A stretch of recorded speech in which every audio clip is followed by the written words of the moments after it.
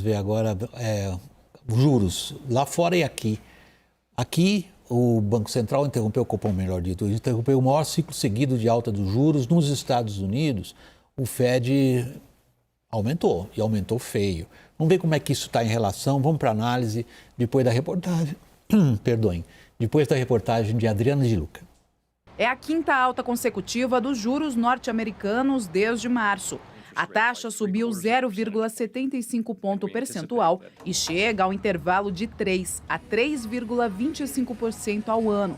A decisão do Banco Central americano, Federal Reserve, reflete o esforço para combater a maior inflação do país em 40 anos. No Brasil, o Comitê de Política Monetária manteve a taxa básica de juros em 13,75%. Interrompendo o ciclo de altas iniciado em março do ano passado, quando a Selic estava na mínima histórica. Foram 12 elevações seguidas, o mais longo ciclo de aumentos desde 1999. Para 2023, a tendência é de manutenção do patamar da Selic do começo do ano até meados de junho, quando o mercado financeiro acredita que o Copom vai reduzir levemente a taxa. O ministro Paulo Guedes afirmou que os juros vão cair na medida que a inflação recuar e que no ano que vem o Brasil estará sem freio de mão na política monetária. Você vai ter o consumo de massa de juros mais baixos, você vai ter a retomada também desse componente cíclico, que hoje é desaceleração, componente negativo, é o freio de mão puxado. No ano que vem nós vamos estar com esse freio de mão solto. Esta economista acredita que pode não ser bem assim. No ano que vem, para controlar a inflação, o Banco Central já estará de olho em 2024. Crise energética na Europa por conta da guerra, perspectiva de baixo crescimento na China, do Banco Central mantendo essa Selic em 13,75%, 14% até meados do ano que vem, pode pode afetar ainda mais o nosso crescimento. E uma política monetária contracionista deve ir de encontro com uma política fiscal expansionista. Os dois principais candidatos à presidência trabalham com planos de governo que exigem aumento dos gastos públicos para o ano que vem. Ao manter a taxa básica no mesmo patamar nesta quarta-feira, o Copom alertou que a conjuntura, ainda particularmente incerta e volátil, requer serenidade na avaliação dos riscos e que os passos futuros da política monetária poderão ser ajustados e não hesitará em retomar o ciclo de ajuste caso o processo de desinflação não transcorra como esperado. Se a gente realmente tiver algum impulso fiscal maior para o ano que vem, a gente pode ver essa inflação piorar um pouco mais. Então, eu acho que é um ano bastante desafiador, independente do governo que entrar. É interessante o final da nossa entrevistada, que ela está colocando em relação a isso, e isso tem a ver com o cenário político. É o seguinte, olha, foi dentro do esperado hoje, todo mundo sabia que o Banco Central ia deixar o juro onde ele está alto, né? A taxa real é bem alta. Agora, decisivo vai ser o que a política fizer, porque se forçarem o pé na política fiscal, o que a política monetária vai fazer então? Que as duas coisas deveriam caminhar juntas, né, William? Esse é o grande problema. O Banco Central hoje no comunicado, ele deixou muito claro que ele está interrompendo o ciclo de alta de juros, mas ele está muito disposto a retomá-lo se for necessário. Então, dependendo do arranjo fiscal do próximo governo, que a gente não sabe qual vai ser, nenhum candidato colocou isso na mesa de uma forma clara, todos sinalizaram que querem gastar mais, que não dá para cumprir, e a própria peça orçamentária mostra isso. Então, se isso sair de controle, se essa inflação escapar, o Banco Central disse que está disposto a dar mais combustível para subir ainda mais o juro, apesar do tamanho do remédio que ele já deu, que não é pequeno. Quando você falou de peça orçamentária, você falou, evidentemente, você se referiu evidentemente ao que o atual governo projeta para ele. Mandou para o Congresso. O Caio passou o dia hoje tentando entender o que o PT faria com a política fiscal, você conseguiu? Bom, vamos lá. Eu acho interessante, a Raquel, vocês colocarem a própria reportagem, as questões deviam andar lado a lado, né? A questão fiscal com a questão monetária, mas tem uma questão aí que é essencial para o PT, inclusive, te respondendo, que é a questão política. Qual Congresso vai sair? quantos parlamentares eu vou ter do meu lado, para ser analisado o que vai ser apresentado. Você tem ali uma cartela na política fiscal, já está claro a queda do teto de gastos, né, uma coisa que não é novidade para ninguém. Mas tem um incômodo com a chegada do Henrique Meirelles também, justamente por ele colidir com essa visão. Hoje que é um erro acabar com o teto fiscal. Exatamente. Com o teto de gastos, o Henrique Meirelles não está sendo muito bem recebido agora, está tendo uma leitura até de um certo oportunismo, porque eles estão achando que, agora na reta final ele aparece, né? A hora que mas o ele Lula foi convidado. Está favorito. Não, tudo bem, mas o PT é algo muito grande, para além só do Lula ter decidido e da coordenação da campanha. O que eles vão colocar no lugar? Hoje eu vi, cada hora é uma coisa, tem 3 questões principais. Uma é fazer um modelo orçamentário, um orçamento quase que paralelo, como eles fizeram no PAC.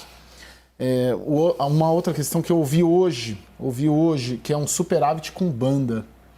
É você fazer uma meta de superávit, que era o modelo anterior, mas permitir uma variação. E eu ouvi que hoje isso é o que está sendo mais cotado até para ser apresentado dentro dessa cesta. Que os economistas já fuzilaram quando subiu esse papagaio, aí eles já estavam dando tiro nele. Esse negócio de banda ninguém leva muito a sério. Raquel, você já tem uma ideia a partir das suas apurações, leituras e percepção? Afinal de contas, se a gente pega a peça orçamentária, a gente percebe os limites severos a uma política fiscal expansionista que a garantia do Auxílio Brasil exigiria que fosse expansionista. O PT, como o Caio acabou de descrever, já vem falando há tempo. Para mim, esse negócio de teto de gasto não interessa, não, vou ter que gastar. Você já entendeu como eles querem fazer? Não entendi. O que eu entendo da percepção dos atores financeiros é o seguinte: o PT, ou quem quer que vença essa eleição, até pode pedir um waiver de gasto no ano que vem para tentar resolver essa equação política, mas ele vai ter que apresentar junto uma reforma administrativa. Porque o primeiro ano de governo é o ano em que você tem força para fazer reforma. Então não adianta você pedir um waiver para gastar se você não demonstrar como é que você vai reduzir esse gasto. Só vai ser crível para o mercado financeiro, para os investidores e manter o dólar mais calmo, as taxas de juros do longo prazo, se vier junto com esse waiver para gastar durante um ano, porque eu acho que o PT não vai vir com essa ideia de uma vez, William.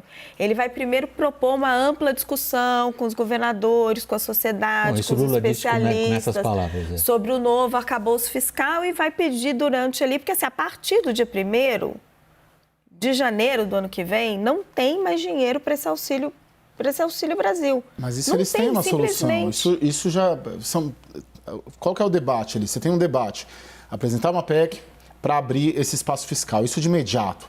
E esse espaço fiscal seria negociado esse ano, se ganhar, evidentemente, se ganhar, já seria negociado... Supondo, vamos falar por hipótese que ele seja vencedor. Tá? Então, isso já está bem claro, bem certo, de que o PT pretende apresentar uma PEC para abrir esse espaço fiscal já para o ano que vem.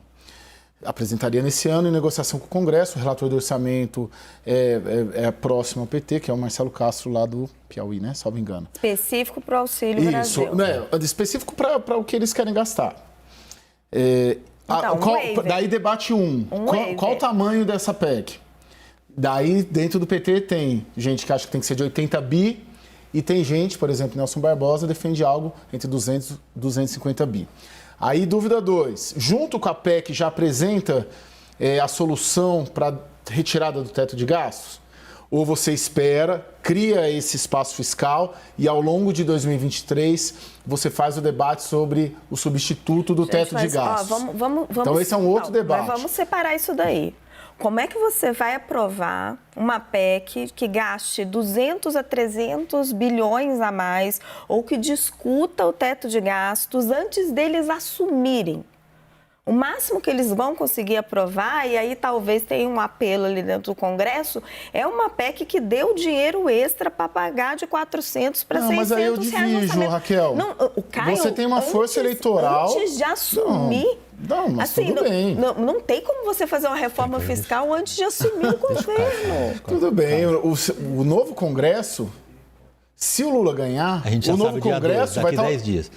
Daqui a 10 dias. Então está pedindo para o velho Congresso aprovar? Não, eu estou dizendo que se o Lula ganhar, o Congresso Nacional atual não vai mais olhar para o Bolsonaro, vai estar olhando para o Lula. Me desculpe, é a política como ela é. Isso é, né?